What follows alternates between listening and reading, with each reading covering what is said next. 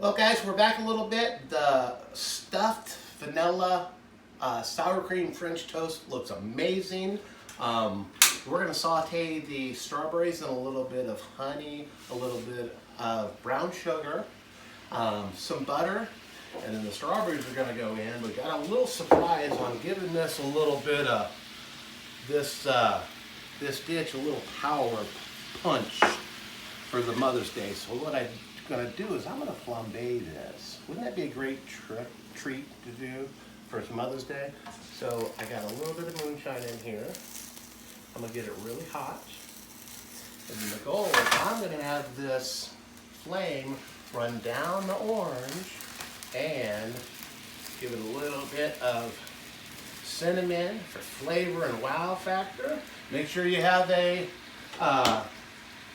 fire extinguisher close by. Okay, so that looks really good. That will taste even better. I'm going to move these guys out of the way. It looks like I need a kitchen spoon. So I'm going to show off a little bit. Whoops, do it again. Got it. So you have to do that to make the dish work good, okay? And there's now we know it's done. Can you open the door up, please, and turn the fan on over here? We're having way too much fun today, aren't we?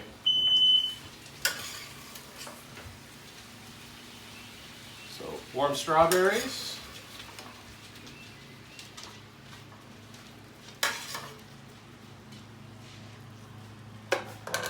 A little bit of phyllo crisp. So this is phyllo dough that's cut chiffonade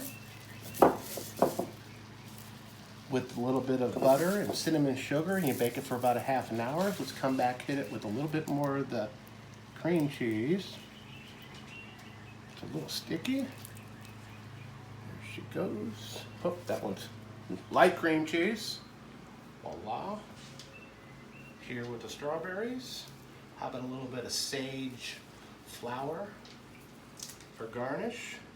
Here, there, and finally, right there.